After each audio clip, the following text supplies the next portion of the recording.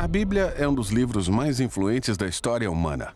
Ela explora as grandes questões ligadas à nossa existência. Ela inspirou muitas pessoas a fazerem grandes coisas. E confundiu muitas outras. E você provavelmente tem uma por aí, largada em algum lugar. Então, o que realmente é a Bíblia? Bom, a Bíblia é uma pequena coletânea de livros que surgiram da história do povo do antigo Israel. De certo modo, os israelitas eram como qualquer outra civilização antiga, porém entre eles havia uma longa linhagem de indivíduos chamados profetas, que viam a história de Israel como tudo menos comum. Eles viam Israel como um elemento central do que Deus estava fazendo por toda a humanidade. E esses profetas eram gênios literários.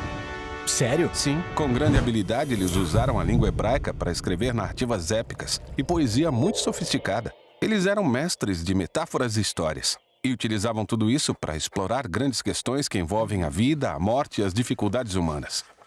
Então, muitos autores diferentes escreveram esse livro. Sim, esses textos foram produzidos durante um período de mais de 1000 anos, começando com as origens de Israel no Egito e seguindo até a fundação do seu reino com o primeiro templo. Mas eles acabaram sendo conquistados pelos babilônios que os levaram para o exílio.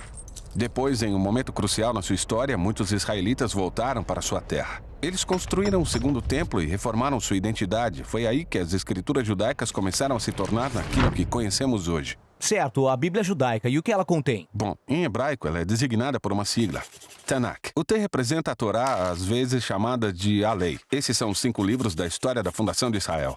O N representa Nevhem, a palavra hebraica para profetas. Esses são os livros históricos que contam a história de Israel do ponto de vista dos profetas.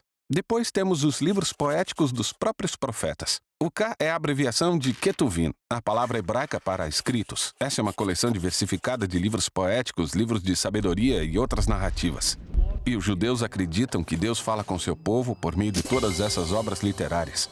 Existem outros textos judaicos produzidos durante o período do Segundo Templo também. Sim, um grupo de textos muito variados. Esses textos também eram muito valorizados nas comunidades judaicas. E houve debate nos tempos antigos sobre se alguns desses textos deveriam ser considerados parte das escrituras ou não. Ou seja, são muitos textos diferentes produzidos por um longo período de tempo. Por que eles foram reunidos desse jeito? Bom, em conjunto, esses textos contam uma história incrível sobre como Deus está trabalhando por meio desse povo para trazer ordem e beleza ao caos do nosso mundo. E tudo isso aumenta a esperança da chegada de um novo líder que viria e renovaria toda a criação. Mas o Tanakh termina e esse líder não vem. Então é uma obra de arte, mas não tem um final? Exatamente. No entanto, poucos séculos mais tarde, entra em cena um profeta judeu chamado Jesus de Nazaré. Ele afirmou que tinha vindo para levar adiante a história do Tanakh.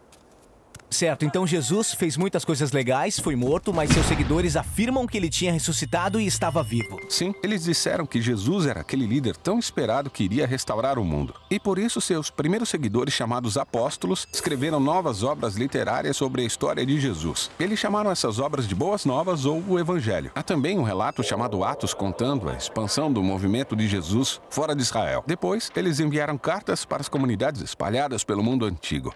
Eles consideravam esses textos como parte das Escrituras? Sim, os apóstolos escreveram tudo isso como sendo o cumprimento daquela história encontrada no Tanakh. E assim continuaram o brilhantismo literário da tradição judaica. Eles também acreditavam que Deus estava falando com seu povo por meio desses textos, junto com as Escrituras de Israel.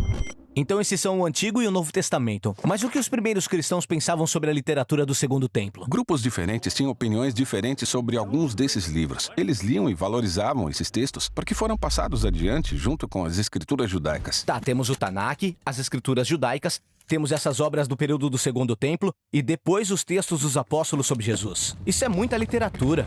Então, o que está dentro da minha Bíblia? Bem, o movimento cristão assumiu diferentes formas ao longo desses 2000 anos. Desde o início, todos os cristãos reconheceram o Tanakh e o Novo Testamento como escritura sagrada. E durante séculos, grande parte da literatura do Segundo Templo foi lida como parte da tradição bíblica. Após algum tempo, a Igreja Católica oficializou alguns desses livros e os chamou de livros deuterocanônicos. Algumas igrejas ortodoxas usavam até mais livros dessa literatura do Segundo Templo. Mas no século XVI, durante a Reforma, os cristãos protestantes quiseram voltar aos textos antigos dos profetas e apóstolos e aceitaram somente o Antigo e o Novo Testamento. Legal.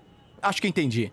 Mas como uma coleção de livros produzida ao longo de milhares de anos por todos esses autores pode contar uma única história? Essa é a questão que vamos tratar no nosso próximo vídeo.